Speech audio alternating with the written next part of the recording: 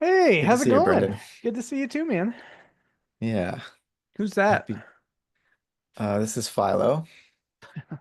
He loves attention, especially when you have Zoom sessions. Very cat-like. Yeah. I have a cat named Shadow that looks very similar. Oh, now he's done. Okay. Yeah, Uh, well, thanks so much for jumping on Zoom with me at short notice. I just was inspired by your last YouTube conversation with Jim Palmer. And of course, I've been watching your interviews over the last year, I guess. I guess it was probably earlier this year with Jordan Hall and Paul Vanderklay and Rafe Kelly and probably others I'm forgetting to mention, and exploring this theme of post religious or the reconstruction of Christianity after the loss of a more traditional form of belief. And I've been wanting to talk to you about that for a long time. We've kind of danced around the topic a little bit, and I think this is actually the first time you're on my podcast. So thanks for hosting me at your place for a while. And I think most of my audience will know who you are, and I'll, link to your stuff below. Oh, and the other context for this is not just all the great conversations you've been having, but in sometime, is it January or February or March? I can't even remember right now when we're going to speak with Philip Goff. mm, It's in the coming months. It's on my calendar. I think March, yeah. It's March. Okay. So still a few months away, but Philip Goff has also had a very interesting public kind of post-religious conversion to Christianity. And we're going to get to talk to him about that. And so I figured you and I should unpack our own relationship to this project in the run up to talking to Philip. And so, yeah, I have a question for you related to all this, but I want to pause there and just give you a sense to add any other context you think might be relevant. Well, first, I just want to say thanks. This is, yeah, exciting. I'm happy to be on your podcast. And as you say, we've talked about talking about this for a little bit now. So I'm excited to be actually about to talk about it momentarily and explore whatever comes up around that. I think some of the framing entry point questions or issues that you outlined briefly seem like really productive, exciting ones. And no, I think that pretty much covered it, what you said. I mean, over the past year, and it's pretty wild, actually. I'm always like, time is so strange to me, but like to think that earlier this year was when I was talking to Jordan Hall about all that. I mean, so much has happened. And yeah, a lot of that sort of cultural engagement or re-engagement, a kind of excitation of the cultural field broadly around Christianity again, in sort of the particularly kind of growing towards the latter part of the year and seeing a lot of that get picked up again in sort of the zeitgeist and all of the debate that it spawned. It's really, yeah, seems to be really alive for people. So there's a lot more that could be said about the cultural context, but I think a lot of people already have that. So I'd say let's just yeah, let's dive in. Yeah. Okay. So one of the things you talked to Jim Palmer about was the importance of the deconstruction process of one's traditional faith um, before trying to rush into a reconstruction. Um, and yeah, one of the things I scribbled in the notes I shared with you is that, asking this question that maybe atheism is actually a necessary stage, Mm. developmental stage on the way to a kind of genuine faith, which we might distinguish from, say, belief in the dogmas of your community, your religious community of origin, um, because of some need for either belonging to that community or for some psychological need to go through the atheistic uh, deconstruction phase to realize that, oh, hmm, a lot of that doesn't actually square with, you know, rational reflection and with scientific understanding and um, to really go through a loss of a kind of prescribed meaning that is no longer adequate to the conditions of the modern and postmodern world. Seems like um, a crucial prerequisite for then trying to reconstruct some new form of non-religious spirituality, or however we want to talk about it. And so my question for you has to do with, given all these people you've talked to, some who are very explicitly claiming to be sort of uh, trans-religious or returning to Christianity with, a deep understanding of the limitations of traditional faith. But I think you've also spoken with a lot of kind of evangelicals who want to know, like, what is this metamodern thing you're bringing in to discourse with Christianity? And so I know there are a lot of different types of people you've spoken to, but in general, do you feel like this developmental process is going well? Or do you feel like the recent conversions and interest in evolving Christianity is maybe off on the wrong track? Wow, yeah, great question. I mean, I would say if I were to kind of step back and take in the broader gestalt of like this cultural moment, yeah, I don't know if I would necessarily see it as that kind of post, rational, like atheistic reconstructive move on the on the main, I think that a lot of what we're seeing in the broader uh, cultural moment, and that did come out a lot in the conversations that I was having with a number of people, was I think skewed more towards a sense of people grappling with a lack of religiosity in their lives, or grappling with the kind of waning of a certain intensity to kind of the religious criticism that sort of found its way back to um, religious engagement being sort of a totally viable option again, maybe is like I think what people are interested in. So what I mean by that is that um, I would say only a minority of the conversations that I've been a part of or that I see playing out in culture more broadly, I think are actually the kind of movement from, let's say, a deep investment in faith, a rational working through of that faith to the point of a deconstruction event that leads through a kind of genuine grappling with the prospect, at least, of atheism, if not nihilism, that then moves through that towards a reconstructive move on the other side. That I would say is the minority. So, in terms of like what this is all kind of orienting us to presently, I think that remains to be seen, obviously. But I think I am generally not, how would I say? Mm, I'm not seeing this playing out primarily from that vantage. And so I think where we're going to be in some time in the future isn't necessarily going to be a kind of developmental move into some kind of like conjunctive faith style. And we can talk about maybe like faith development theory in a bit because I'm really deep into that in the moment. But I think it's more this kind of oscillation that's kind of a lateral move that can go on in culture, kind of back and forth, that there are these periods of maybe secularization and disenchantment, and then there's a move maybe back to more kind of conservative, maybe even fundamentalist forms of religion, and then reactions and so on. So yeah, I'm seeing a lot of it more from that vantage, but I think within that there is this sliver of that other thing, and that's what I'm excited about, and that's what I'm trying to amplify. Those are the kinds of conversations that get me the most excited. And so I think whether or not that is sort of the bulk of what's going on, it can definitely be the occasion in which some of those, I think, meatier and weightier conversations can also be happening, and can be like moving the ball forward. Yeah. Mm, yeah.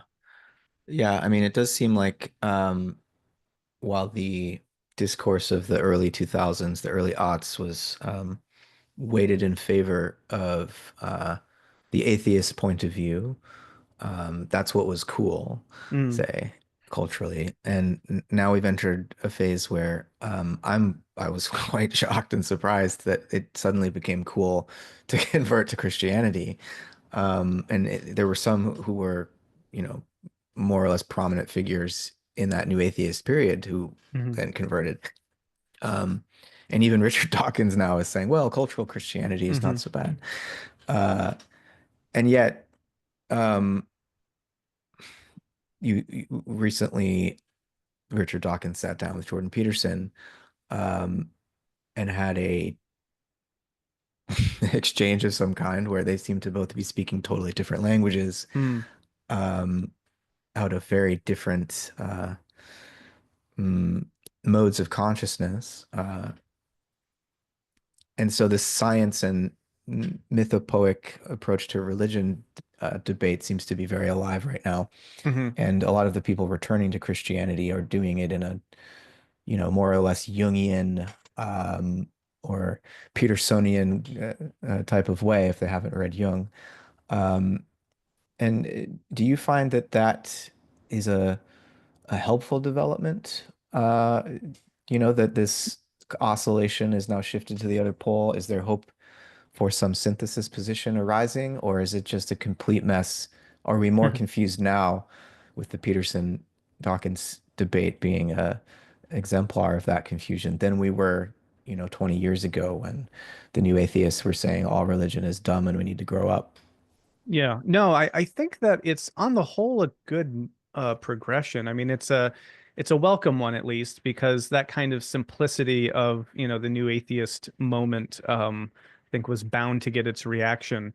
I think what I would say is that I'd like to see that reaction be more nuanced and more sophisticated than what we are seeing. I think that I like other people, I think in kind of metamodern spaces were really energized by Peterson when he first showed up on the kind of cultural scene. He seemed to be getting at a kind of synthetic nuance a lot of the time that largely apart from his political engagement, despite that being the kind of mechanism that jettisoned him into the public light, when you like watched his videos, for example, in his lectures and that sort of thing, and him doing more of that Jungian kind of maps of meaning sort of stuff, and the way he was able to bring that into kind of public engagement in a way that resonated. There was a moment when that seemed really exciting and promising.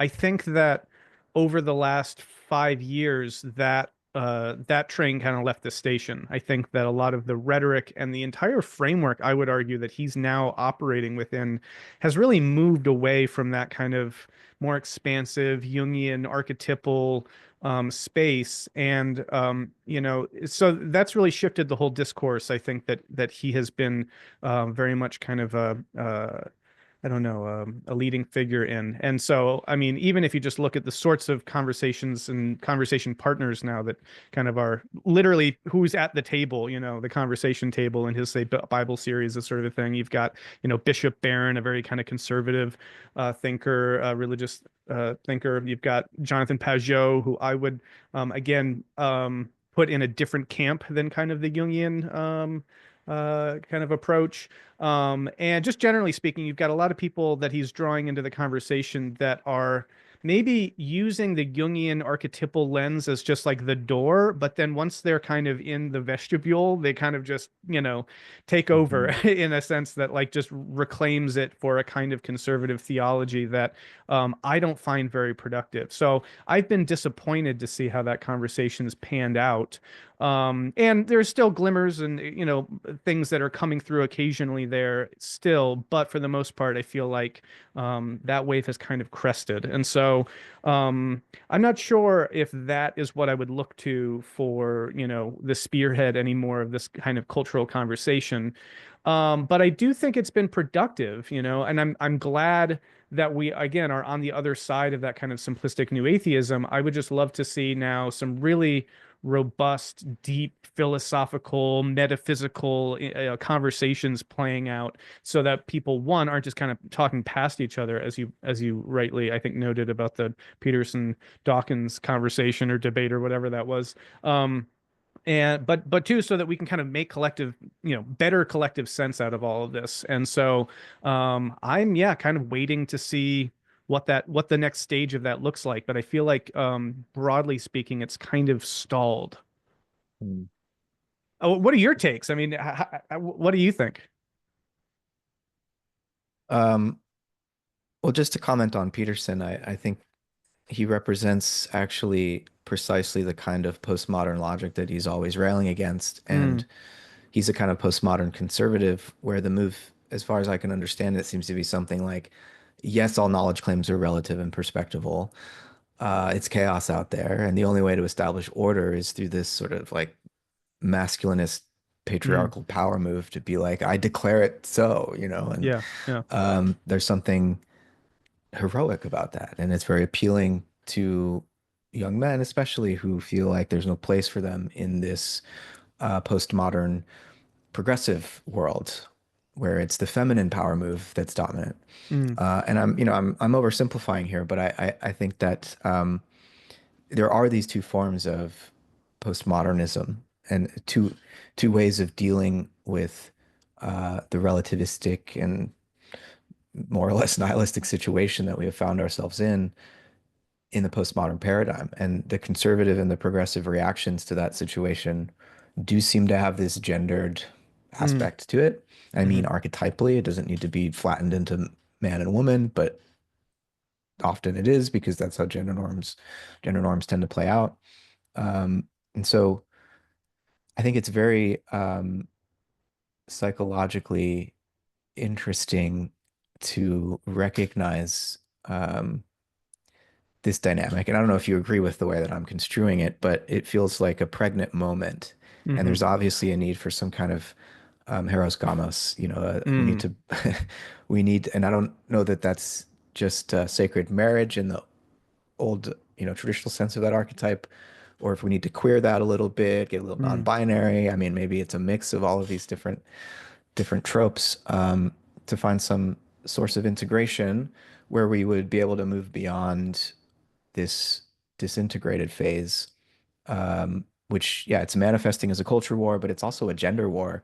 mm, And the Peterson moment really reflects that sense of anxiety about this polarity that structures our society, and that religion in the modern period became especially um, linked to, mm, like the way that Christians get involved in politics in the US, and I assume it's similar elsewhere in Europe and such, that it they're very triggered by these, the traditional family values. The man's the head of the household, and the woman has a role to play, and making sure that you know marriage is a man and a woman, etc. All these things. There's a lot of emphasis on um, how an interpretation of Christianity uh, prescribes a certain kind of gender norm uh, and social structure stemming from the patriarchal family, and that's all.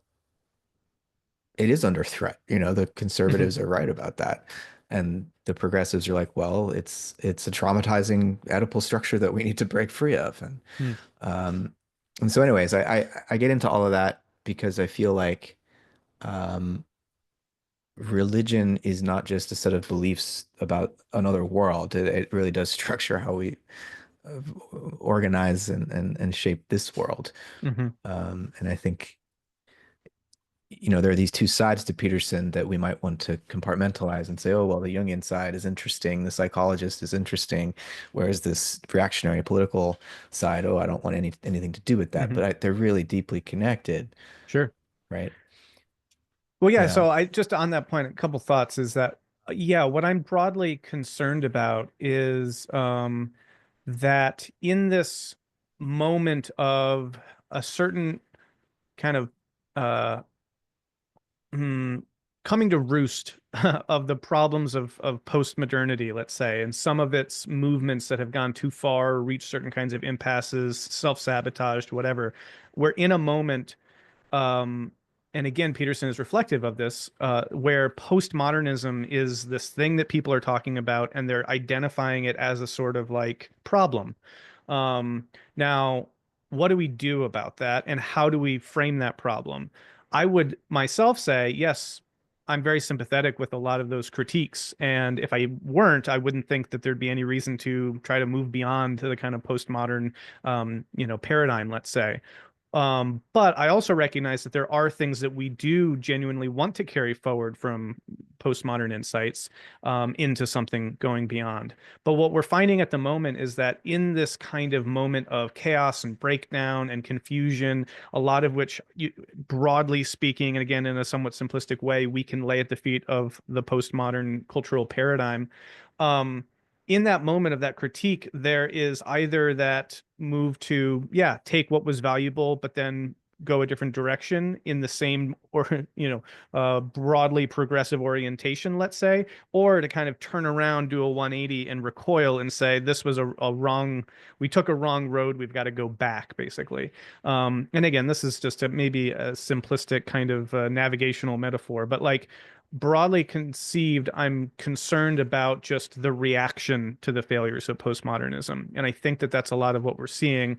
And I think that as that's kind of become more acute, and as that's also become sort of more politicized and polarized, a lot of that moment where some of that generative tension could have broken through into kind of like a new synthesis, I think has largely just sort of broken into camps that are now fighting as part of the culture war. And it seems like there's a lot of just momentum towards moving away. And I think that what Peterson has unfortunately kind of done is created this sort of like gravitational field around him for people who are broadly critical of postmodernism, whether that is a Stephen Hicks or whether that's a Jonathan Pageau, which is really interesting because they're both very different in their critiques. Like Hicks is much more of like a, Enlightenment modernist, and Pageau is much more of a sort of pre-modern, traditionalist, I would say. But because they share this critique of the postmodern, they can have a seat at the table. And I think the kind of overall result of that is this cultural momentum to just back away from all of that. And what I would like to see is what you're gesturing to, which is like a kind of synthesis, hieros gamos. And again, maybe, we don't know exactly what that looks like because it even transcends some of these archetypal categories. But I don't think that that on the whole is what we're seeing. And that's why conversations like, the ones that we've been having, and this broader conversation around different, more developmental ways of approaching Christianity after atheism, after nihilism, after deconstruction, why I find those really, pregnant with possibility, as you say, because I think that's the road forward. And unfortunately, if we keep going in this direction that we're currently going in, which is the reactive one, all those reactions do is engender their own reactions, right? And then you just get stuck in this back and forth of, once people get fed up with the kind of resurgent traditionalism, they're going to resurge again towards a kind of, more extreme secularism. And do we want new atheism 2.0? I don't think so. So how do we get beyond these kind of classic dualities and into something new is, I think, what we really need to be focusing on.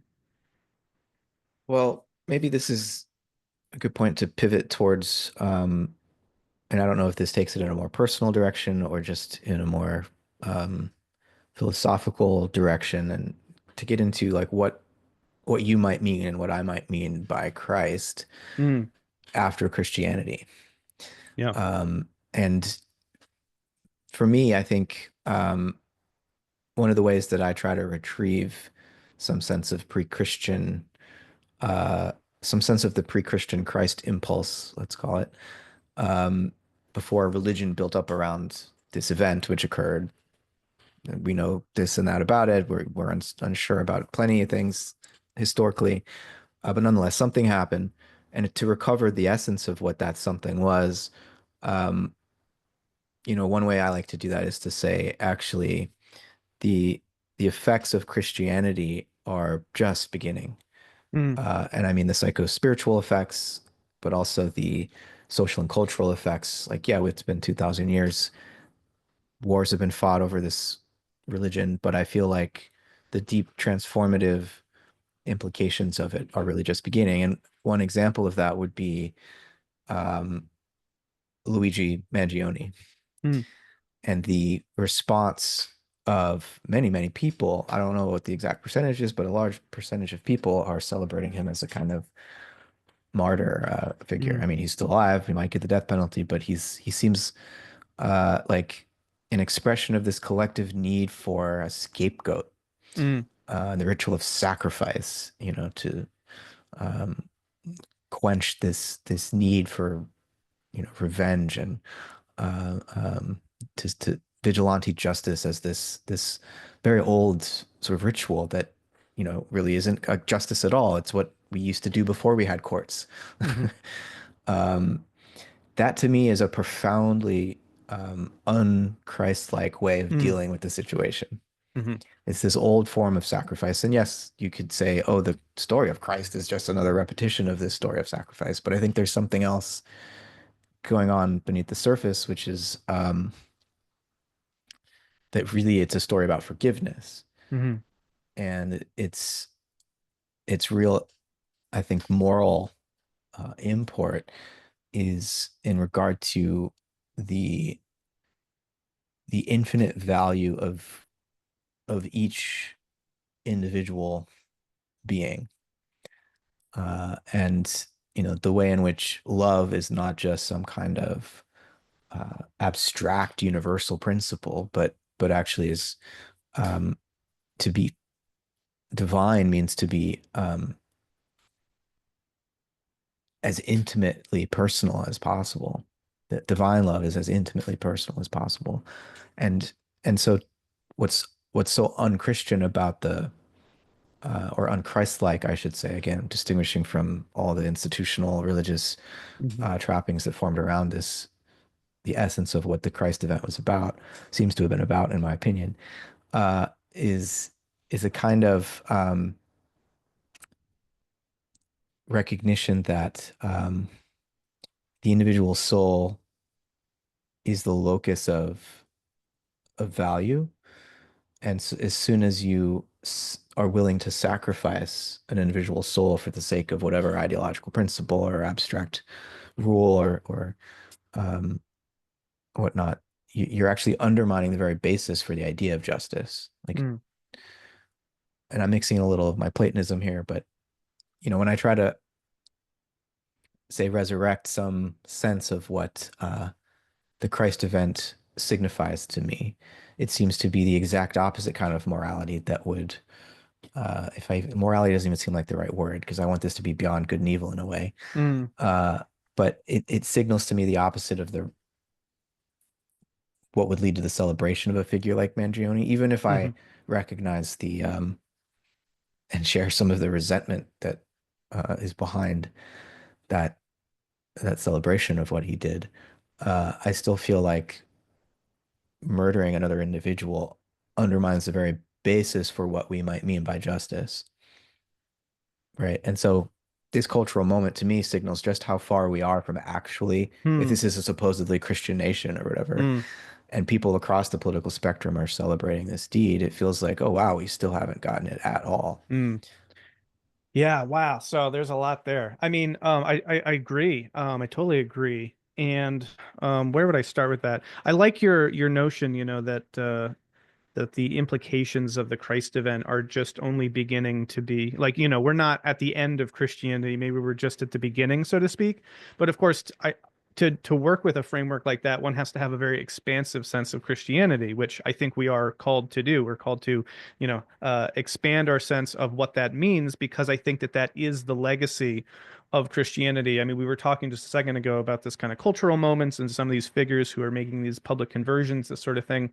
And one aspect of that conversation that I do deeply agree with is what's come out of the whole Tom Holland conversation around his book Dominion. I'm not sure if you're familiar with that.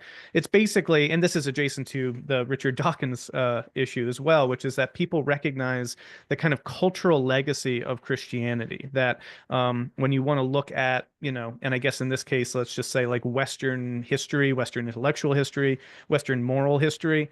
Um, it's so dominated by Christianity that in order to, in a sense, just appreciate the full scope of the arc of that history and all the things that we do value in a modern society, that we have to, I think, appreciate where that comes from, or at least where that like originating impulse and all of that, uh, originally stems from. And so people who even just at sort of a secular intellectual level acknowledge the deep legacy of Christianity for how our culture has unfolded, I think that they're recognizing something really significant, which is part of that more expansive sense of Christianity, which I'm very comfortable with, which is something like that Christ event and everything that sort of stemmed from it, let's just say, we'll work with that, um, is a kind of cascading, um, rippling, emanating force that's moved through um 2000 years of intellectual and cultural history by, I would say, um calling us to that more kind of expansive scope of neighborliness and love of your neighbor and a more universal ethic, right? I think that there's a kind of apologetics move that I think if it's just in service of trying to justify traditional Christianity misses the mark, but is, I think, onto something when it's gesturing at something more expansive, which is that, if you want to look at our really developed systems of justice that we do, I think, genuinely appreciate about kind of the legacy of, let's just say, the Enlightenment and democracy spreading and the spread of human rights, these sorts of things, right? That this does come out of a culture that was deeply saturated in Christian thought. And if you want to draw that connection and see that continuity there, I think it's justified. So I say all that for a couple of reasons because, um, one, I want to kind of, you know, give what's due to that theory. But I think, again, that I don't want to just leave it as, oh, I guess therefore what we need to do is just go back to the Christianity that, that got us here or something, right? Because that can also then feed into this sort of, make America great again kind of theory that like we've lost this greatness because we moved away from Christianity. And I don't think that's right. I think rather that Christianity in its expansive sense is what generated secularism. It's what generated the Enlightenment and these eventually kind of atheistic notions and scientific notions that have been key to, I think, the continual advance and development and progression of society. And that might sound kind of contradictory, but of course, dialectics is full of contradictions that are resolving themselves over time. But I think that that really is one way and an important way that Christians can read cultural history and see where we are now as a result of what got started in that kind of Christian origin moment. So what you're getting at is this kind of more expansive sense of, rather than, yeah, vendetta justice, rather than, oh, eye for an eye, rather than, this person harmed me, so I'll go harm them, or all of the kind of resentment and revenge logic that's, historically governed societies. You can recognize a kind of progression that it moves through that moment of the Christ event, I would say, and then expands outward from it, ripples outward from it, where basically Christ says, no, like that's not the way, right? And actually, who is my neighbor, right? My neighbor is the Good Samaritan. It's the person who helps you. And it's the person who has that deeper sense of your own, as you say, that kind of deep soulfulness or the recognition of the other, that isn't just rooted in kind of superficial kind of identities, whether that is religious, identities in your community that you're a part of, or, racial or class-based kinds of identities that like, oh, we can all band together because, it was the rich guy who got it. And so, ha ha ha, right? There's a sense in which, no, like Christianity calls us to a more expansive sense. Like that is another human being. That's another soul. And because of that, I think that that gets ultimately enshrined in what become the secular notions of justice and what get at the core of sort of, the kind of post-Enlightenment Western experiments that happen in America and other places and the kind of liberation movements, et cetera. So all that's a rather long-winded way of saying, yes, I agree. And I think that when we can see it this way, though, we're not limited to a Christianity of a traditional sort of that would just identify Christianity with a certain set of propositional beliefs about this person, Jesus, and, related to another world. You can see it in that more expansive sense of this long unfolding arc that has moved from that moment and continues to move into the present by calling us forth to like see that greater sense of moral regard, right? To continually open up our sense of moral care and concern for other people rather than narrow it. And so yeah, I mean, anyway, there's so much in what you said. I'm trying to get at as much of it as I can, but I'll pause there because I'm just I've said a lot. So, Mm. Yeah, beautiful. I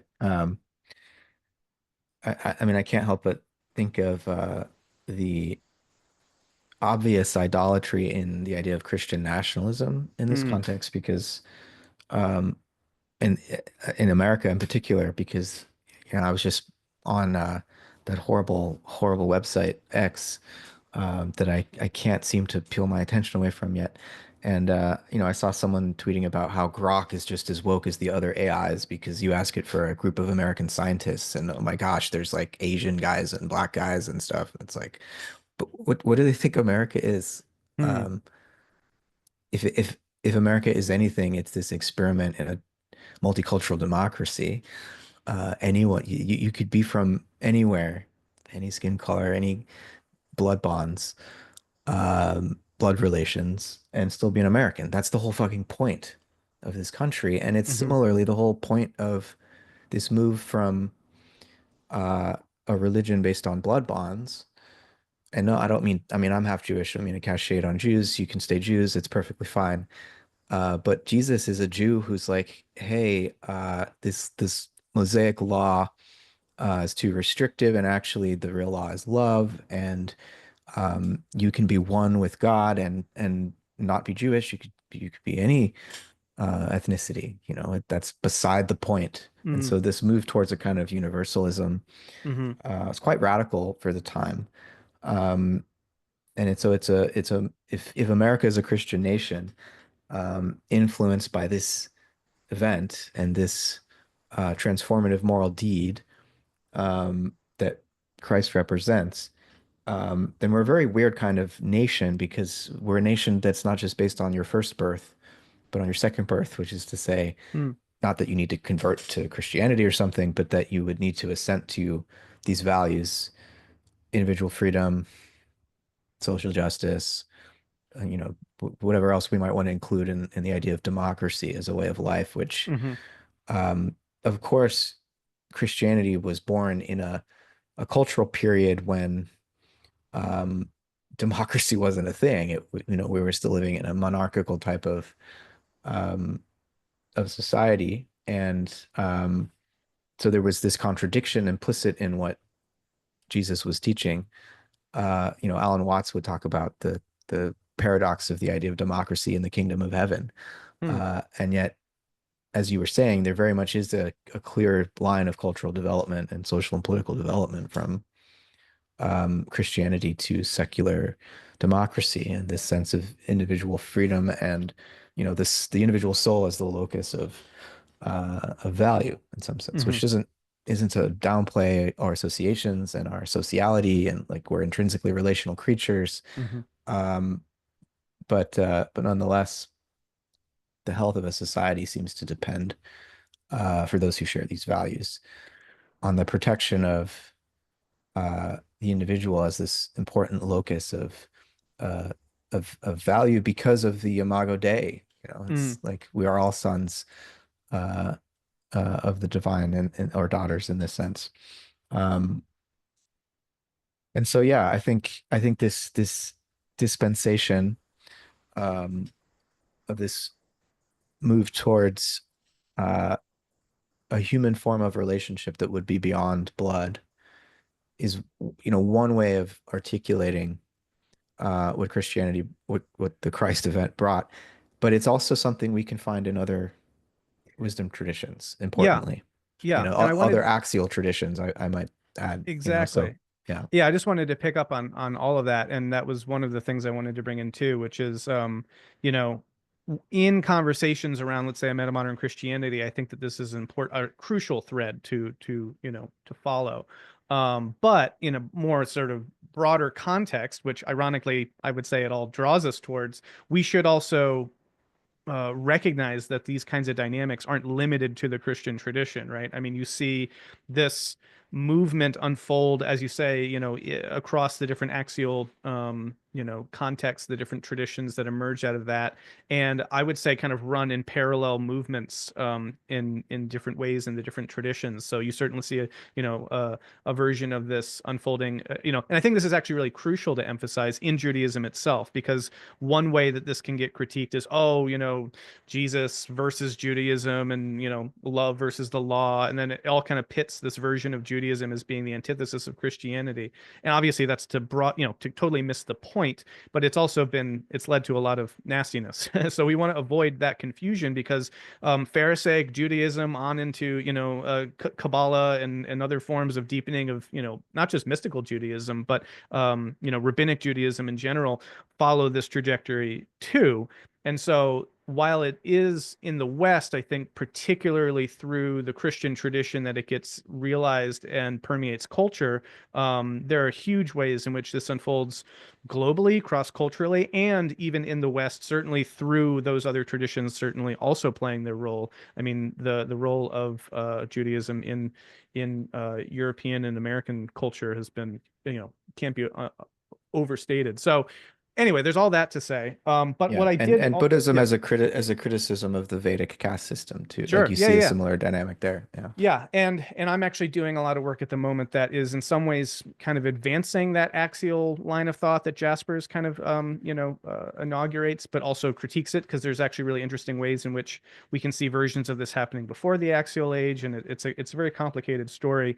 But Mhm. I think the basic story is there, and I think Habermas is one of the best, I think, articulators of this, particularly contra the kind of postmodern voices that want to or let's just say lead to the disruption of this kind of recognition of this kind of progression. Because I just wanted to speak a little bit to one of the ironic aspects of the postmodern move that I think we're also facing the consequences of.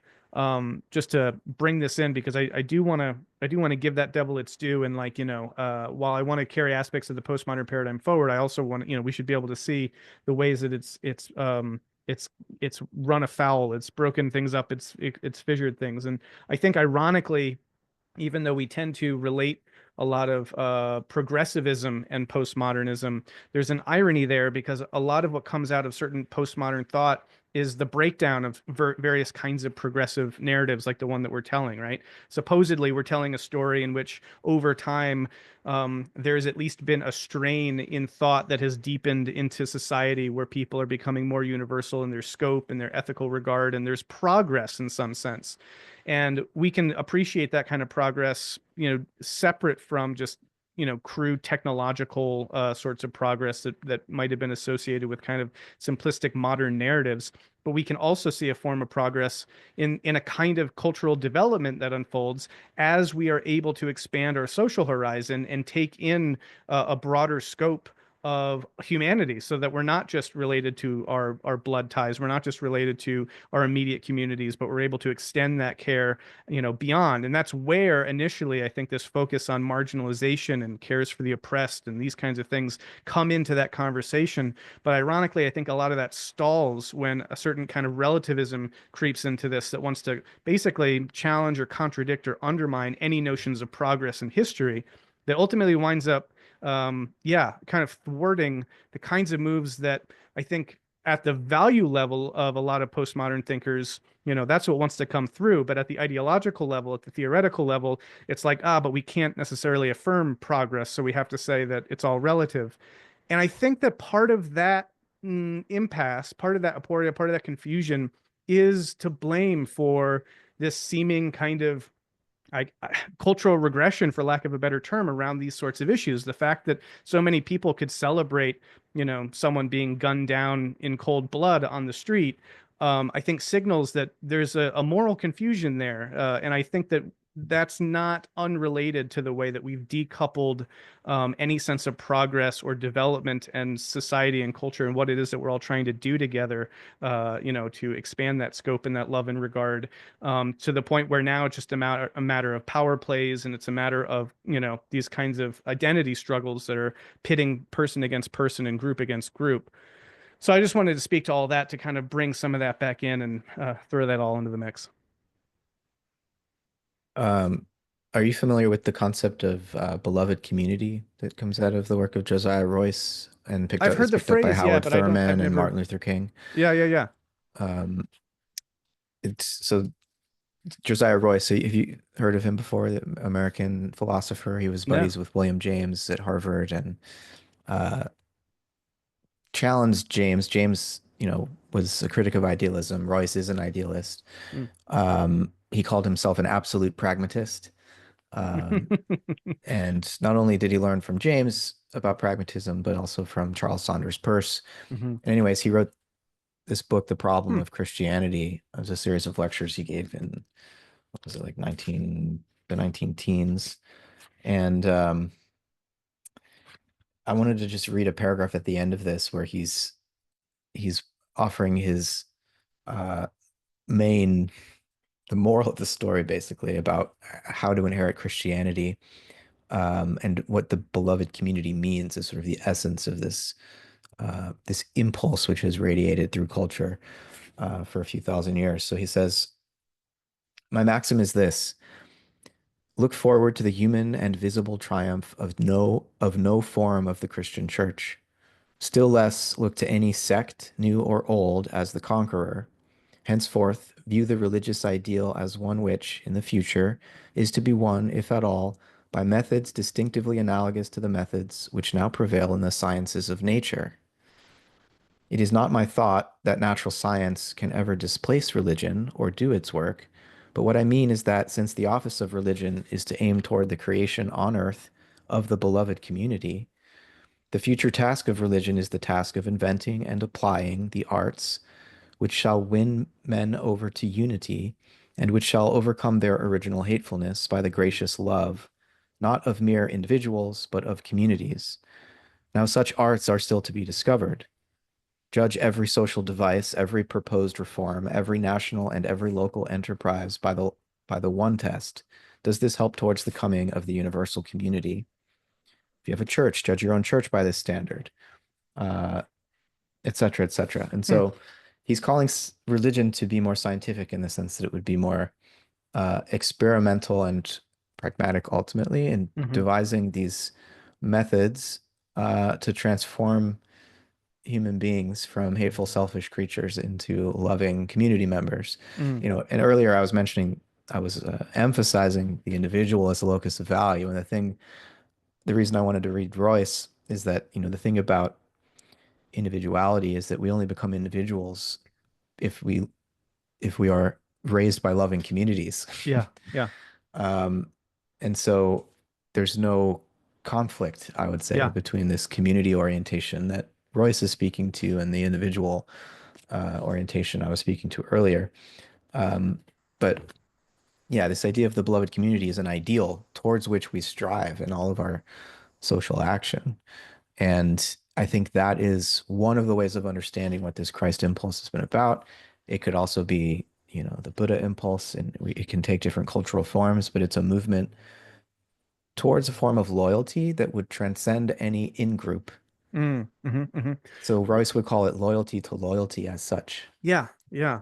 Well, which is where you get principles and kind of, what can sound dry when we talk about abstract ideals, but I mean, this is the power of such ways of thinking. But I wanted to say directly related to all of that, I think very much historically even was the work of Mead, George Mead, who was deeply influenced by the pragmatists, but he was doing a kind of social psychology, right? So in Mind, Self, and Society, that's kind of his emphasis is that the individual self only emerges in collective social contexts, and so what he concludes towards the end of that work is what we're talking about. And he talks about the field of universal discourse, and he talks about this universalization of thought.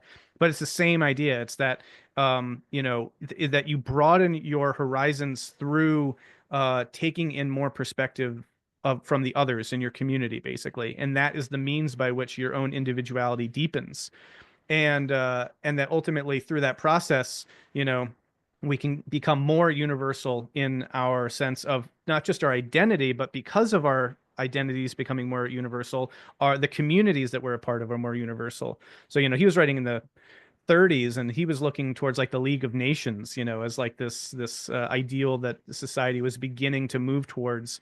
But obviously since then, a lot has disrupted that sort of march towards this universal, more rational kind of collective community. And I think also some of those ideas do receive a meaningful critique. I mean, a lot of the critiques of globalism come out of this, right? That it's not just it's simple as, oh well, let's just expand everything, because how do we lose potentially our particularity and our local kind of flavor and all these things. So there's other critiques that need to be taken into that. But in that pragmatic tradition, in a broadly kind of developmental tradition, there is this idea which I find very compelling, and it's really at the heart of the work that I'm doing and the way that I'm conceiving of this more expansive Christianity. Which again, I'll refer again to Habermas too, because he's getting at the same thing with his sort of rationalization of society through communicative action and kind of expanding your scope through taking on more perspectives and engaging in more conversation and dialogue. This is why diversity matters, right? This is why we want to recognize the plurality and the variegated differences that we're surrounded by, rather than walling ourselves off from them, because they expand us and then they expand our concern. And this to me is the big, telos, I guess you could say, when I want to move into a more kind of distinctly, explicitly religious register of rhetoric, like this is the orientation in which society moves, provided that it doesn't experience these, regressive recoils or these kinds of, conservative reactionary kind of disruptions. I think that left to its devices in healthy development, people and societies will become more open, expansive, and universal in their orientation to self and other. And I think that if we had a sense for that again, and we're able to appreciate that as an ideal, I think that that would go a long way to, moving us in that right direction. Yeah, and I think what Royce means by the beloved community is not some kind of legislative agenda. Hmm. And so, in response to this worry about global governance and whatnot, I think that's a too abstract way of thinking about what a truly human community would be Hmm. beyond national boundaries and blood bonds and all of that. The beloved community is a project for the transformation of hearts. It's Hmm. not a global government. And I think, that speaks to the way in which, while politics as the realm wherein we, collectively decide democratically, hopefully decide on our rights and responsibilities, um, religion is something that takes place in the cultural domain where uh, it's more about our personal relationships with one another. Uh, where yes, we're always going to have the mediation of laws that we have to follow that we've agreed to, and that's the basis upon which, say, a justice system functions, and Hmm. we make sure that mob rule is replaced by the impartial order of yeah, these laws. But the beloved community is meant to take place in a realm too ambiguous for the application of abstract law. Hmm. We're talking about it usually would just be referred to as our private lives now, but it's more like our civic existence, Hmm.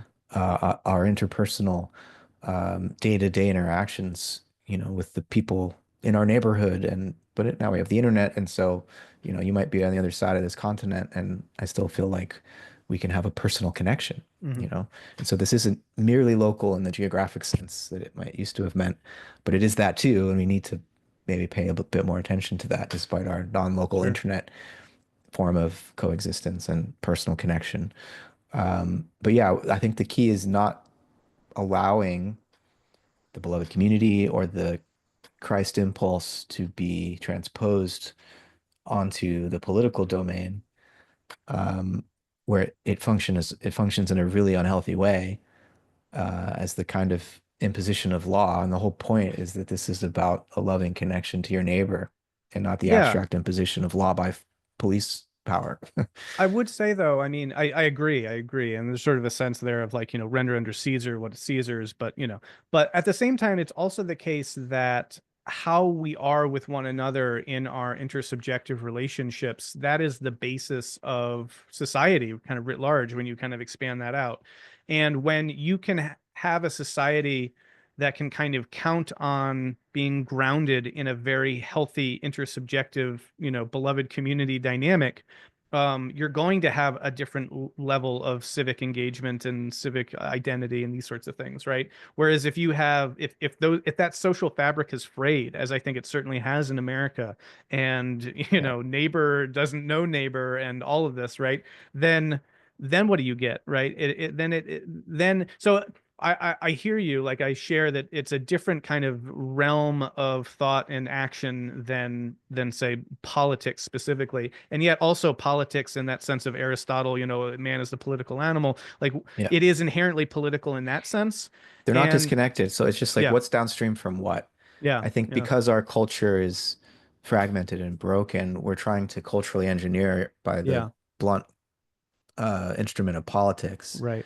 Whereas politics is downstream from culture. So we got to fix our hearts and then we'll have better laws. Yeah. You Well, know? but I wanted to say too that what you were getting at around the, yes, often forgotten and not very well communicated or taught notion that America is this multicultural pluralistic society predicated not on bonds of blood but on shared commitments to, a set Ideas. of ideals. I think that that then suggests that for America to work successfully, it, I think, has to intuitively get with that notion of the beloved community as its sort of, as its sort of teleological orientation, because it doesn't work absent that. And I think that that's what we're experiencing, right? When you see the fissuring and the identity politics taking, all these different directions that are leading towards this kind of internal fissure and fracture and mutual hatred and resentment along class and racial and orientation lines, all the stuff that's happening, right, is I think because do we have a sense that that actually is the ideal? That's the that's the almost, you could say, the prerequisite for the whole American experiment to be ideally operating. And if we're not able to operate at that level and we regress back to this more tribalistic notion of I'm in my group and so I hate your group, America, I think, in its very theory, no longer functions. So it's really in our kind of existential, I don't know what you'd say, out of existential necessity. I think that there's this urgency to be able to relate to that ideal again. You know, Otherwise, everything you were saying about the Mangione incident is just going to spread and metastasize, and we're never going to see what an actually genuinely Christian nation could look like, right? So conceived. Mm, yeah. So do you have about a half hour left? Or I don't know Sure. what your timing. Yeah. Yeah, I'm pretty open. Because we've been speaking to the ethical and social side of a kind of post-religious uh, return to the Christ as an important transformative event or symbol. But I also want to talk about the metaphysics here, because I know you had some conversations with prior guests who still profess to be Christians of some sort, but not of the traditional literalist form. And so the question of like, so the resurrection, so the Immaculate Conception, so all these whatever miracles, like how do you deal with that stuff? And so, in other words, what is the metaphysical or cosmological import of this Christ event? Mm, What other than just the psychospiritual mm, interior domain of how human beings make value and decide on what's good in life, which does seem to have been deeply transformed by this event. mm, Is there some sense in which the whole creation was transformed, mm, as Paul would have it, or uh, we could think more like in the evolutionary context of the 20th century Jesuit paleontologist Pierre Teilhard de Chardin and his vision of um, the cosmological significance of Christ. mhm, And so, yeah, I mean, obviously, I think a lot about this, but one of the reasons I was so excited to talk to you is not just because of the ethical side of things, where I wasn't expecting there to be any disagreement or tension between us, but in terms of the metaphysics of this. mhm. How, what's your Christology on these Yeah. questions? Yeah. So, in your notes that you were thinking of some stuff we could get into, you had some terms, and I really liked them. One, but you talk about naturalistic Christology or a Christological naturalism, I think were the terms you used. And I really loved Christological naturalism. That's a juicy one. And so that would be kind of where I would want to start, I think, with this is I would say something like this, that if we're talking about the naturalism and we're using that kind of orientation, then we are, I think, let's just say more in the orientation of, let's say, the logos in how that gets deployed in naturalistic contexts, right? And again, this is its own legacy of the Christian, movement, you could say, that wave, that logos that moves from, the word into the logos, the logic of science, all the ologies that we get from, kind of more rationalistic thought and all these things carried forward. But in terms of thinking about the universe as governed by logos, you could say, which again, framed in that way, it's a very kind of Christian way of framing it. But of course, scientists could say the same thing if they mean logos in that kind of more abstract sense. I would want to say something like, if we work with that, like that again, in its least kind of controversial sense, there are deep law-like patterns that seem to be observable in nature. And if law-like is sounds too, I don't know, hard and fast and in position, regularities, patterns, right? And that's what the logos is about, that there are these deep patterns that we can read, you could say, in nature. I recently learned the term the Ionian enchantment, which I think is captures this idea, which is that this notion of, hey, we can actually look at nature and understand it, right? That there's some sense of philosophy that we can do, natural philosophy of drawing out those patterns and corresponding our minds to them or what have you in a way that we can kind of get a grip on them, and that things aren't just a blooming, buzzing confusion, certainly, and things are much, much more than that. They are deeply patterned and ordered. There's an order to nature, and that's what makes it a cosmos. So anyway, all of this, I think, comes out. Well, I shouldn't even say comes out of, but it certainly gets, picked up by and codified in the Christian tradition, but and on into science. What I'm getting at, though, is that accepting some version of that, let's read the Christ event in terms of that kind of logos. So rather than the logos of, you could say the logos is Christ in heaven who gets sent down, and then this is the kind of event that we're referring to, the sort of imposition from a supernatural realm into the natural world to do some kind of supernatural set of acts that will change the world forever. That's not so much how I see it. That's not the metaphysics that really works for me. It's more like implicit, immanent in the natural world is a law-like pattern and logos and logic.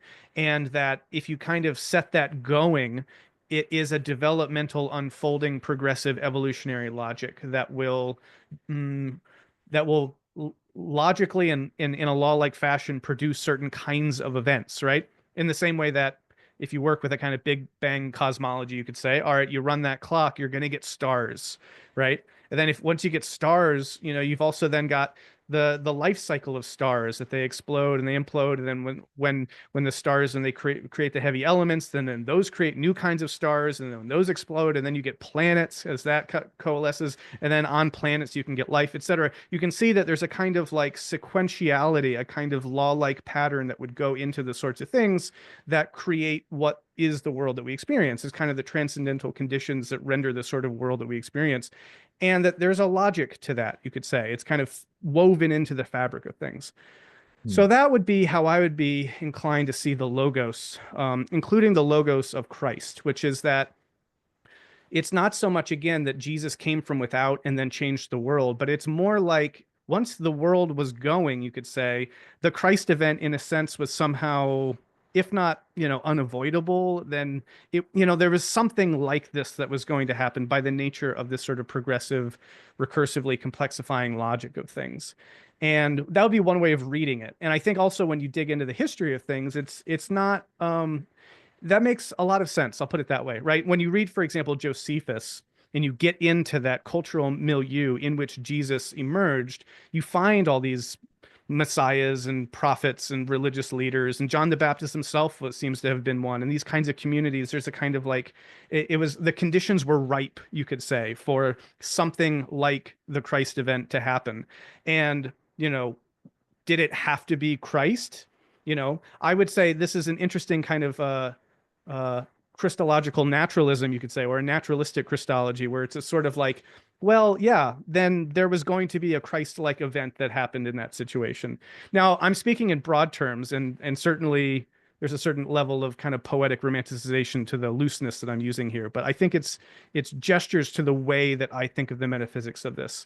And Mm. I don't think that any of this hardly takes away from the profundity or the sublimity or the magic, you could say, of what then cascades forth from the Christ event by situating it in kind of natural space-time as being a certain kind of set of conditions coming together that led to this cascading event. In the same way that, I think that evolution makes life more miraculous when you set it in that context of billions of years, and the conditions becoming ripe and all these things, right? It's almost, well, I don't want to run afoul of anyone's theology and say I don't want to say, I don't want to call anyone's theology cheap, but I would say that we're in danger of cheapening life if we just say, and then someone went poof, and then there it is, right? I mean, it's almost it's a less grand story than appreciating the billions of years of contingent factors and law-like processes that all went into, the set of conditions that then led to this thing. So that would be an invitation to consider the Christ event in similar terms, right? And again, there's kind of theological reason for doing so. There's that sense, and you get it even in Milton, where like Christ is already up there in heaven when, Adam and Eve are made, right? There's a sense in which Christ is there from the beginning with the Father. And you could almost say that in a similar way, right? Like all that kind of exists in reality that is law-like, and natural in that sense is in a sense kind of that sort of metaphysical, I don't want to say eternity per se, but it has a deep, deep continuity with what is. And I don't think that that also runs afoul of the deep creativity either that leads to new things emerging in that process. But anyway, I'll pause there, and because I think I've gotten the basic point across of sort of this naturalistic Christology at least. And then, more could be said, I think, about a Christological naturalism, which again is an even more beautiful phrase of, I think that in my mind gestures to this notion of reading all of the natural world through a divine logos like intuition that can see that happening and unfolding. And everything we were just talking about, I would suggest at the cultural intersubjective level is, I think, an outgrowth of that sort of Christological naturalism. But anyway, yeah, I'll pause. Mm. Yeah, no, I think you've done a marvelous job articulating what a naturalistic Christology would look like, with also some gestures towards a Christological naturalism. Um, and I think we need both. We need to sort of coordinate these different approaches towards the same integration, coming from either end.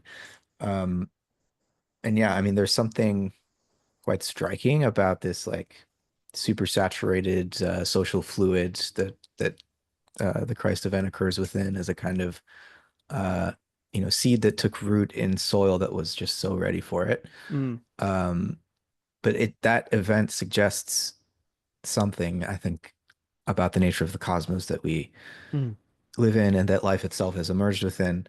Um, and so you spoke to logos as like this principle of intelligibility that in some sense natural science presupposes.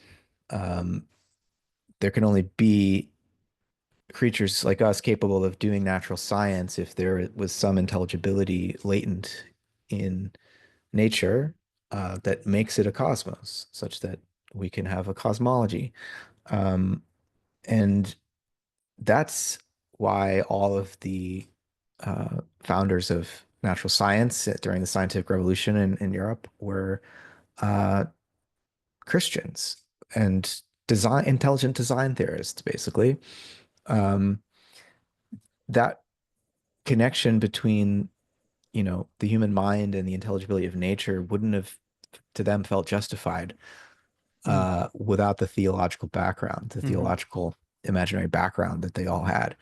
Um, so that like, even Immanuel Kant, who becomes such a critic in his later work in the 1750s, wrote this universal theory of the heavens based on the Newtonian approach to universal gravitation and figuring out laws of physics. And for Kant, at that point in the evolution of consciousness, the mechanistic picture of the universe was the best proof of God you could ever ask mm, for, right? That there should be such systematical lawful order hmm in nature that we are capable of knowing. It's like, wow, obviously this was designed by some infinite being.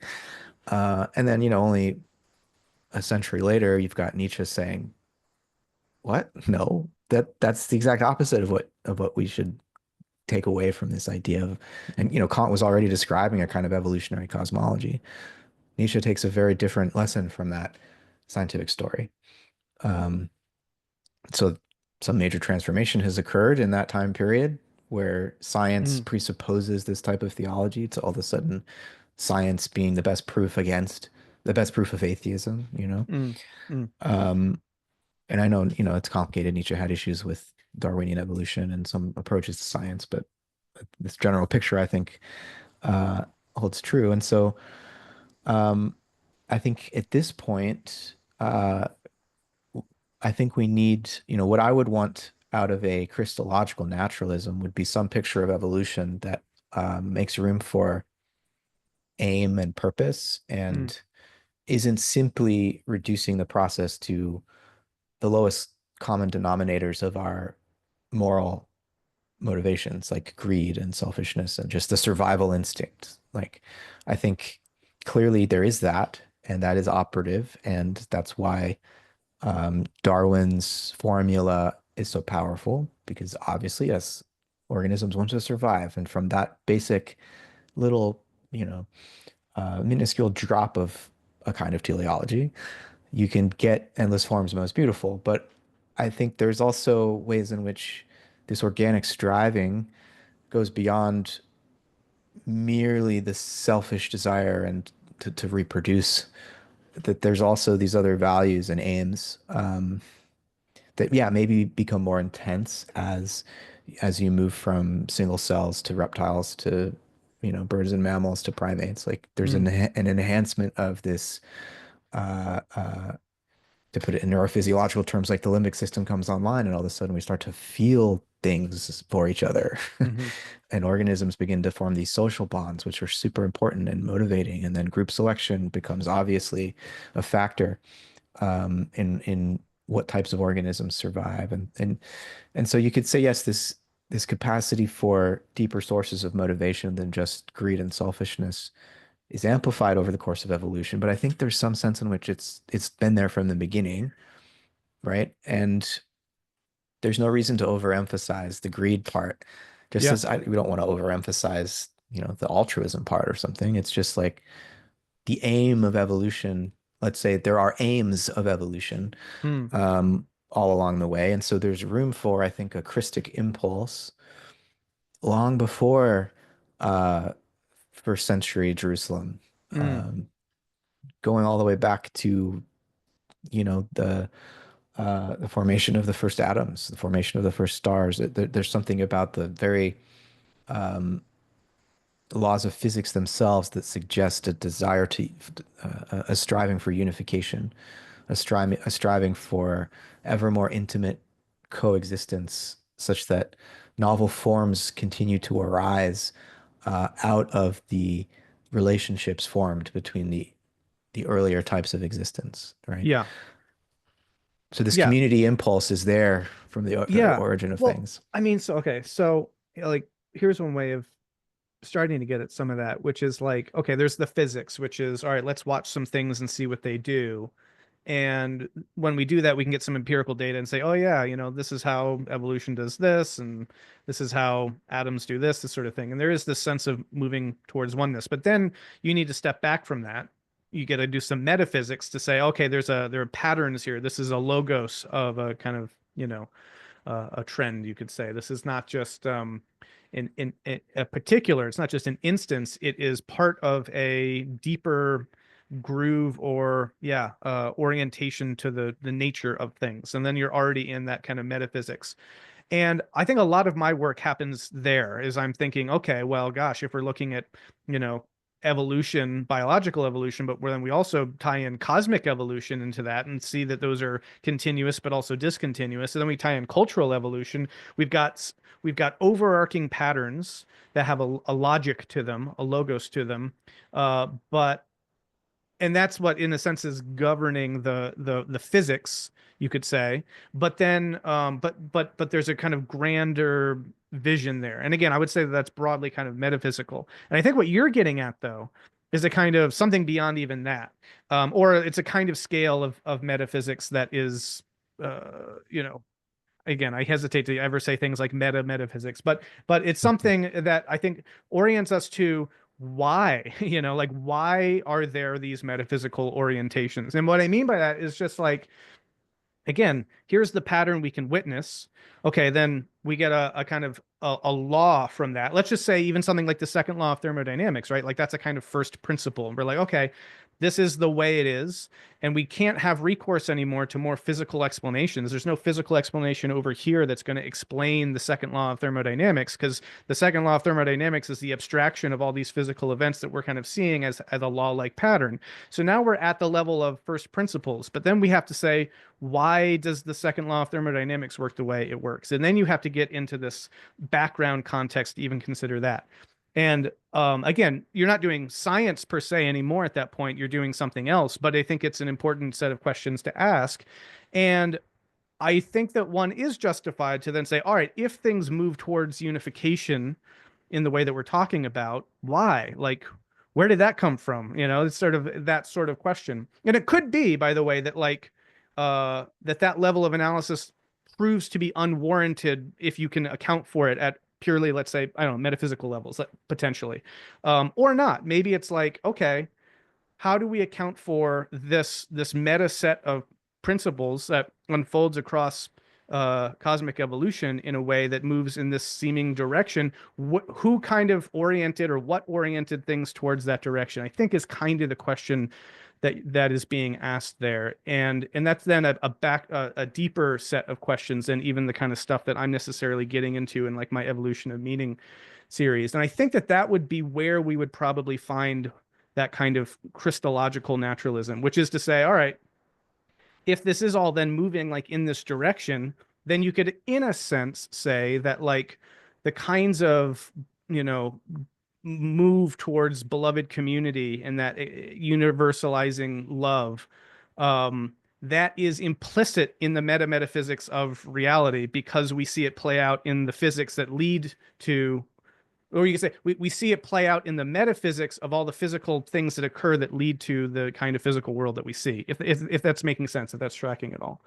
And that would be maybe where I could locate a question like that, and I'm open to that. But I'm also open to this other thing, and then I'll set this up, and then I'll see where you're at with these things. And but like I'm also open to the notion that maybe that metaphysical stance is a kind of post hoc reading of what has already occurred out of the creativity of time unfolding in the direction that it unfolded. Meaning, there is also a sense of indeterminacy and uh, of let's just say that indeterminacy about nature, and that even these law-like things that emerge aren't necessarily precluded in their origins, right? Like you need to get certain phenomena going and interacting in a certain way to then be able to have certain kinds of laws that can be assessed at that level of analysis. And maybe there are other kinds of things happening throughout the universe that are different sorts of levels of analysis that we haven't even seen here play out on Earth, and maybe they're even divergent lines, right? So what I'm getting at with all this is that I'm also open to the idea that all of this kind of bubbles up from the bottom, right? And it's sort of like that appetition, right, is like maybe the drive that gets this all going, but maybe that appetition doesn't fully know its own self from the beginning. And that's why I would be wary of overreading the Christological nature from the beginning, because then I think we're not open to that narrativization of the account, right? That like maybe, and this is an important idea for me, that, you know, that this deep aspect of the universe is coming into its own increasing self-knowledge in a way that it didn't exist in, you know, from the beginning. And if we read it in the beginning, then we're kind of putting God already, the consequent God already at the beginning. And I'm not sure if that's what we want to do. So I struggle with that tension, and I don't know. What are your Mm. thoughts? Yeah, no, I share that the hesitation about as Richard Dawkins would simplistically articulate it in his God Delusion book, like, how could uh if God created the universe, then God must be more complex than the universe, and so something must have Mm, created God. And it's like, how do you mm, get out of these sorts of dilemmas? Um, and so we don't want, I don't envisage the divine existing before the creation and planning it out. Um, Cosmogenesis is a historical process, which means there's contingencies, bifurcation points throughout it. It could have unfolded differently. And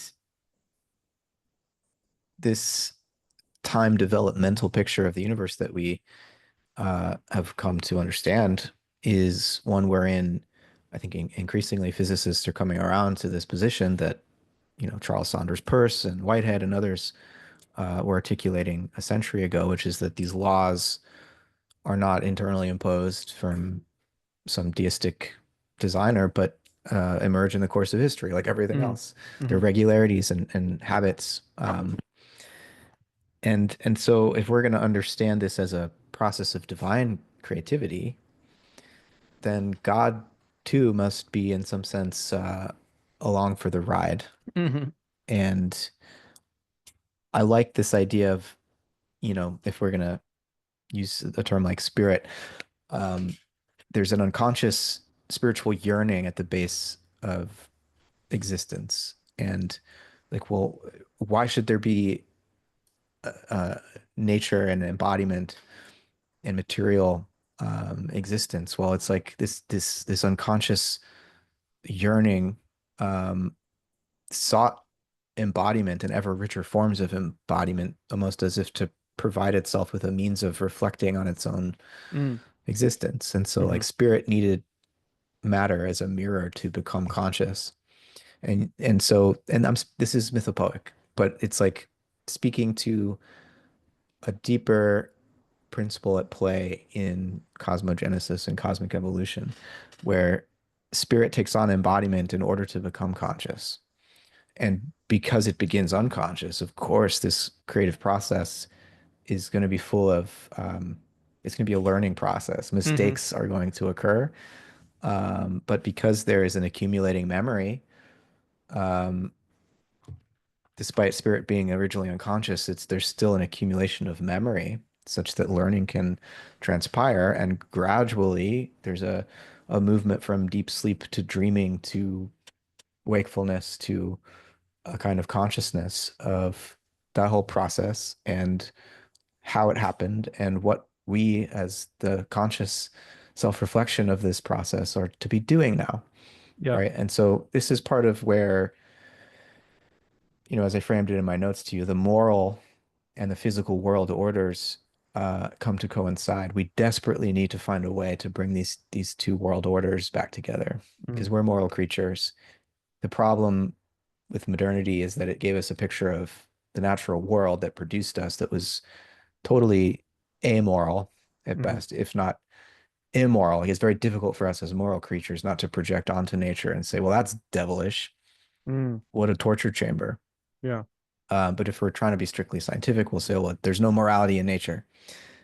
That's even if we say there's no morality rather than saying, wow, that's an immoral process, we're still, you know, like as Jacques Monod would say, like gypsies lost in a desert with no sense of home. We're just profoundly alienated in this universe, and that puts us in a rather unstable yeah, psychological and social situation. So we need to find some way of bringing the moral and physical orders together. mhm, What I've just described is one way of trying to do that. I'm sure there are others, but it seems crucial. yeah. Well, I mean, so there's this is good stuff, and there's so much. there's so much in all of this, but a couple thoughts that I wanted to bring in is, yes, that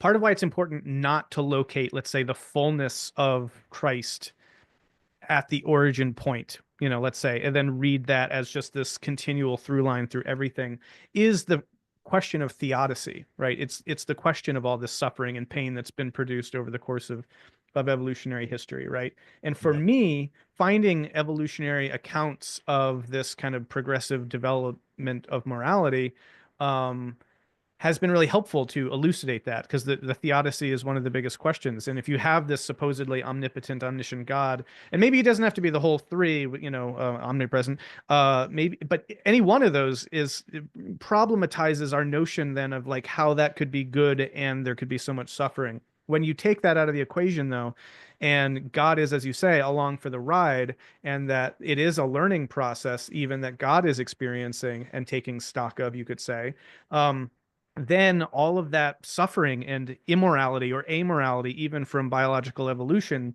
that gets experienced is part of that in a way that leads to the development of morality, right? But is would be unjustifiable if we presume the kind of moral totality and perfection from the beginning. So I think that becoming a develop like Christogenesis is really important to, in a sense, justify the ways of God to men, you could say. So there's that aspect of it. But then I also, there's like, it's interesting because like people want to say there's no morality in nature, but it's like, yes, there is. Look at us, we're it. We are natural, and we are the product of the evolutionary process, and we have morality. So that's not to be snarky. It's to get at something really important, which is, again, this is a continuous and a discontinuous process. And so there might not be morality at the level of guinea pigs and rattlesnakes, but there is, once you get the complex human social organism that has language in which, and then this goes back to what we were talking about at the outset, that individuals get socialized in collective contexts, so that you're in my brain and I'm in your brain, and I'm only myself because I'm in relationship to you, right? Like, then our goals and our concerns and our moral considerations are deeply interwoven with each other. And there's a logic to that as well. And there's a logic to reading into that. And that is the logic of the rationalization of society and the movement towards more universal morality, as that process becomes learned better and better. And, the developmental literature is kind of helpful there, not as a total explanation, but at least as some good guideposts, the work of Kohlberg and that kind of tradition. Mm. So there's all that, which is to say that, oh, and then this is the third point, which is all related, which is, yes, we want to tie the physical and the moral together. And the reason why modernity was so disruptive of that is because it kind of cleaved those apart, but then assumed then a kind of simplistic, unilevel nature to reality of like, oh, okay, now we know how rocks bumping into each other operate in law-like fashion. I guess we can just extrapolate this to all levels of existence, right? And what that didn't take into account, obviously, is that actually animals don't behave like rocks, and people don't behave like animals. And we actually have to account for the stratification of these different ontological levels of behavior. And that is actually only what comes out of the scientific insight. It wouldn't have been possible before it, because it needed to be able to do this initial work to have these realizations. But science itself, I think, is a self-correcting thing. And when it realizes, hey, maybe trying to understand the human mind like a bunch of billiard balls doesn't work very well. We've been at this for a couple of centuries now, guys, and we got to look elsewhere. There is paradigm shift, and there is updating of models and these sorts of things. And so that learning process goes on, and part of it is learning better and better how to carve nature at its joints. So that's all just to say that I think what was so disruptive, but also necessary about the move into that modern, critical, and maybe even atheistic moment was that it needed to be able to give us that sense of at least how some mechanistic style things behave in the world. And when we over extrapolated that, that led to a lot of confusion and anomie and all these kinds of levels of disenchantment, but they were not grounded in a full scientific picture that would actually need to account for the stratification. And so as the kind of mind of God, you could say, has looked back and understood better and better the whole evolutionary process and gained greater self-knowledge, those levels of stratification have entered back in. And I think that allows us then to situate the moral plane as a sedimentary deposit on top of the physical, just material plane that's continuous, but again, discontinuous as well. And when we can do that, we can see it is all one, but it is also new things emerge in different levels of complexification, and that I think is how we untangle that knot, and return a sense of value and morality into the nature of things, which again, just to repeat, we are direct evidence of. Which, last thing I'll say is why it's so absurd then when people flip that on its head and take consciousness and value and morality as epiphenomena and as illusions and as these sorts of things, because they're taking, an earlier level of complexity and complex behavior and sort of presuming that everything works in that way, and then as a result has to uh, negate or undermine or suggest as false consciousness itself, and the very notion that is most immediately apprehendable to us, which again, like you in your conversations with Emmett Thompson, his book in the Blind Spot does a great job kind of unveiling. So that would be my, again, there's Mm. so much there, and I wanted to hit on all those points because they're all related, but yeah. Yeah. Yeah. So we should move towards trying to wrap this up, but I want to, in thinking about the relationship between the moral and the physical and um, mm, how we work through that connection, I'm thinking of the ways in which the human being provides that in some sense, yes, the human being creates God, um, to turn the usual story on its head, where God creates the human being. And you see this in Jung's answer to Job, where he's speaking about psychological reality and not doing the sort of Jonathan Pageau thing where all of a sudden you think you're talking about symbols, but then all of a sudden you're talking about literal truth. Jung stays in psychological reality and he talks about Yahweh in being a still predominantly unconscious deity is tricked by its own shadow into torturing poor Job. And Job's response to that actually puts Job morally above Yahweh. And Christ becomes the transformation in Yahweh that's a response to the moral superiority of Job. Mm-hmm. So, in other words, the human being caused the divine to undergo this transformation Mm-hmm.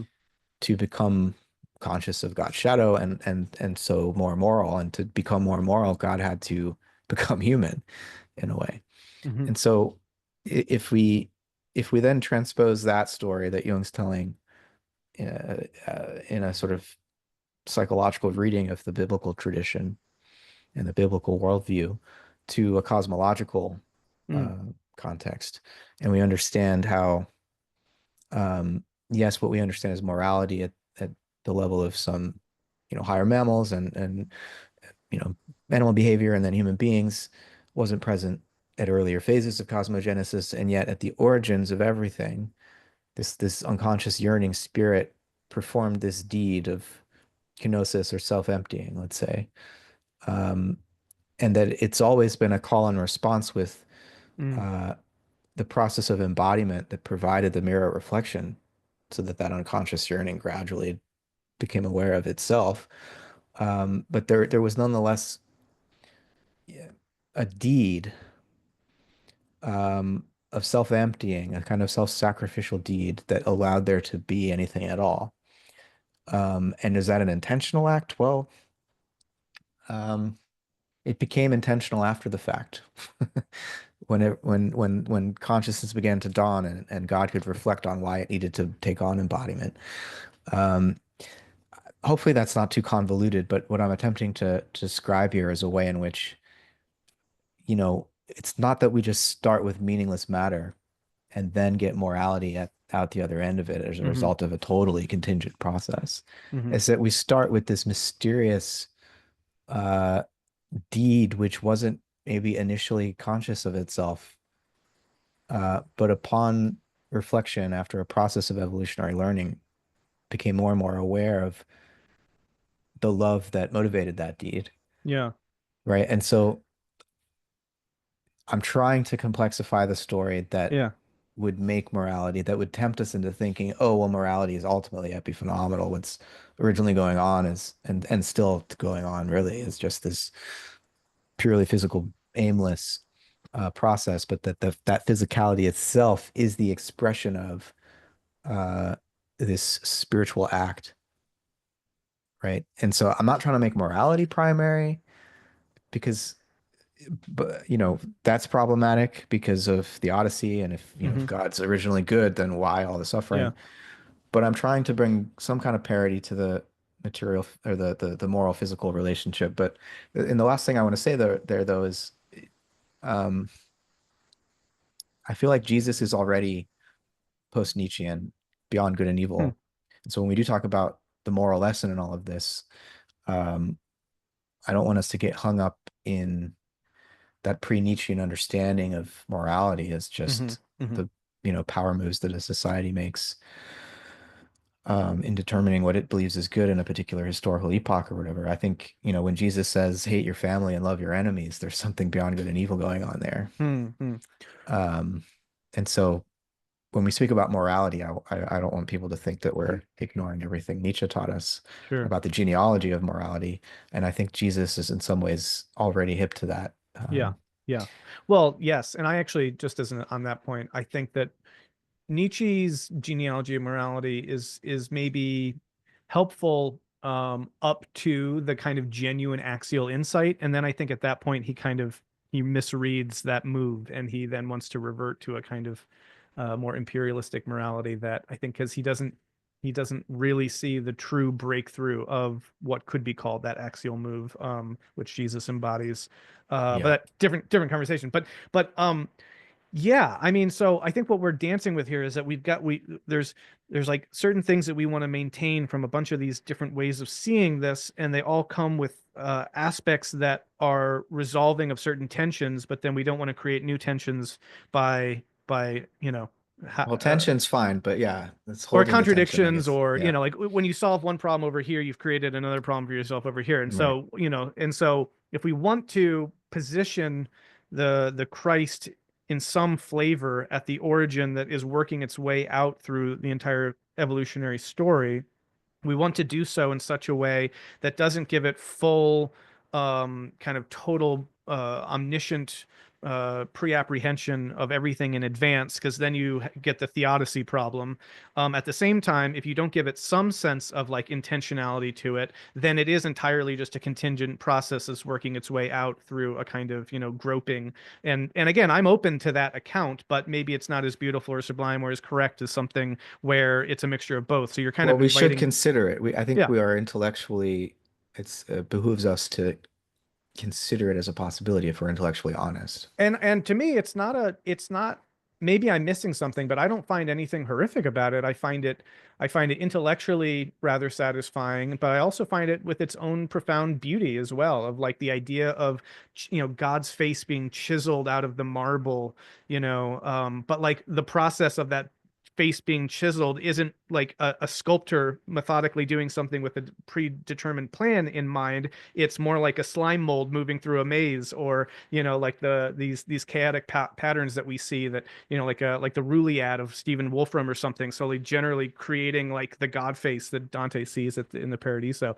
And I find that also profound. But I'm very open to this other idea, which is that there is something nascent and implicit there from the beginning that is this more Christ-like aspect that is kind of you know putting its thumb on the needle, so to speak, so that things are moving in a particular direction that is, well, anyway, that'd be not the best way of putting it. What I want to say though is, what do I want to say? I want to say something like, yes, like that. I track with the notion of the embodiment serving as the mirror for the divine that's able to see itself. And if we want to read that Job story that Jung offers us in as a reflection of this process, that there's something kind of unconscious behind the surface that is God working God's self out, and that we are the means by which, through interaction with that is coming to greater clarity.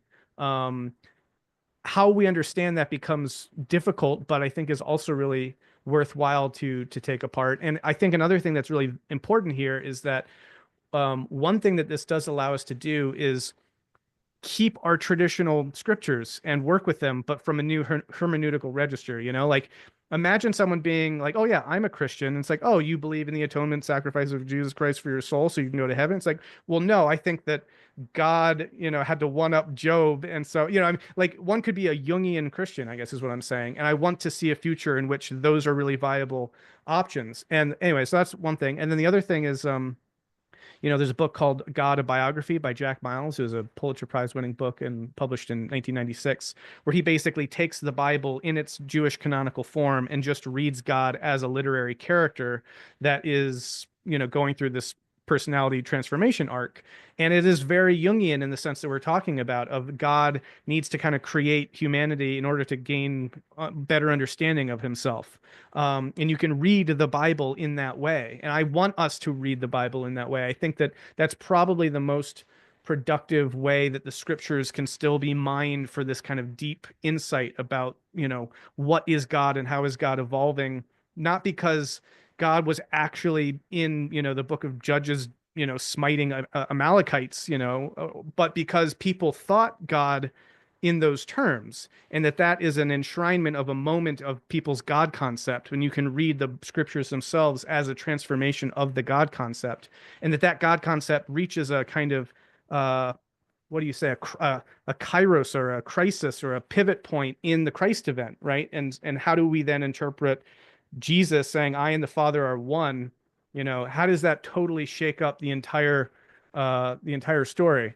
And part of what I guess I was getting at there, or what I wanted to bring in here, was that you could imagine that Jesus, at least as a character in the Bible and maybe as a human personage, is somehow a reflection of that unconscious divine act gaining greater self-knowledge, right? And that's an important moment in the story where, as you say, maybe there was a canonic self-emptying at the beginning, but it would have been unconscious and kind of not fully intentional in the sense that we're thinking of. But then in retrospect, through reflection on reality, that comes to consciousness, and you could say it comes to be a divinely understood act, and that somehow Jesus then is representing a moment in which that becomes clear and through what he does. But also, and this is why I want to suggest that Jesus talking about his relationship to the Father could be understood in that kind of metaphysical sense, that like Jesus is the embodied human soul mind that is relating to this other aspect of divinity, and yet also seeing that he is one with that deep transcendent aspect of divinity. And that to me is very much the pivot point of the Christ event, which is where like God and God's mirror actually come into total fusion, right? Where before there was this kind of humanity's projecting its notions of God, and so God is always kind of an image of humanity, and so God's learning God's self by means of humanity. But then with Christ, there's sort of like, no, I and the Father are one. It's like, oh, this whole divine thing is like been playing out in the psychological realm, and that's a kind of way of withdrawing the projection and identifying with the divine. And gosh, there's so much to all this. So anyway, those are some thoughts on all of that. Yeah, I love all of that. That's yeah, I couldn't have said it better, in fact. And so I think, yeah, there's this whatever a metamodern recovery of Christ looks like. It's, we have to deal with this problem of theodicy, and part of the way we do that is we give up God's omnipotence and this image of a divine designer that planned it all in advance, and step into a view kind of like Whitehead's God as fellow sufferer, right? And recognize that, the death of God, as I would want to inherit that Nietzschean realization, would be that there's no outside savior Mm, anymore. hmm the divine is now, to the extent that it exists, it's in us. Uh, God needs our help in some important Hmm. sense in order to accomplish and maybe bring further towards completion this originally unconscious act of creation that since the Christ Which event. is Jung's myth of consciousness, right? I mean, Right. that's which Hmm. plugs right into that. I didn't mean to interrupt, but it's just it's so Right. that's it plugs right in there where like, he Yeah. has I that mean, beautiful. that's Jung's collected works up there. And Oh, so much nice. of what I would know about anything, Oh, yeah. having anything to say about any of this is from, studying Well, Jung his so deeply, but he talks about in his memoir, the dreams, reflections, memories, dreams, memories. reflections. Yeah, Yeah. where he meets this tribe on the African savannah, and they talk about. I think there's actually a couple of engagements that he has with a couple indigenous communities, and one of the key moments is when they're telling him about how they help the sun to rise in every day through their ritual, right? And he has this sense of like, this is a profound sense of the service to God, like the service to the divine, that certainly for modern people we've lost that. Like, what service do we do to God? And you could even say in late kind of Christian thought too, God, if once you make God so all powerful and so omnipotent, all these things, mankind can't do anything for God. But what he then has this realization when he's on the African savannah, he looks out, is that like it's his consciousness that renders that moment intelligible in consciousness in some profound way, that without him standing there and taking that in a sense, that savannah not necessarily doesn't exist, but it's certainly not consciously apprehended. And so he sees that as being mankind's contribution to the divine, that we are in service to God to the degree that we render reality conscious in our experience. And that to me is a whole way of appreciating the profound meaning that human consciousness has in the evolutionary story. And then, of course, once you plug that into an evolution of consciousness context, then it's not just that we render it conscious, but that we render it intelligible, in terms of concepts and ideas, and we can even deepen and complexify those ideas so that, um, you know, anyway, I didn't mean to interrupt. I just everything you were saying was just like slotting really well into that whole way of thinking about it. Yeah. No, it's also full, and we could continue to feast on Yeah. these ideas, but I want to respect your time, Brendan, and I think we should bring this conversation to a close. Merry Christmas. Hope it's not too cold in Vermont, but I imagine you have snow right now, or It's very cold and it's very snowy, but okay. yes, it's at least a white Christmas here and a very beautiful one. I see you're wearing your red Santa Mm. inspired clothes there. No, this was the wonderful conversation. I really appreciate being able to jam with you on all this, and yeah, I'm glad we were able to do it in time for Christmas and a time for holy reverent consideration of these Christological mysteries uh, that one is never able to plumb the depths of. So thanks for this. I really appreciate it. Yeah, no, it was a great Christmas, early Christmas gift to speak with you, Brendan. And yeah, I hope to catch up with you in the new year. Till next time. All right. Take care.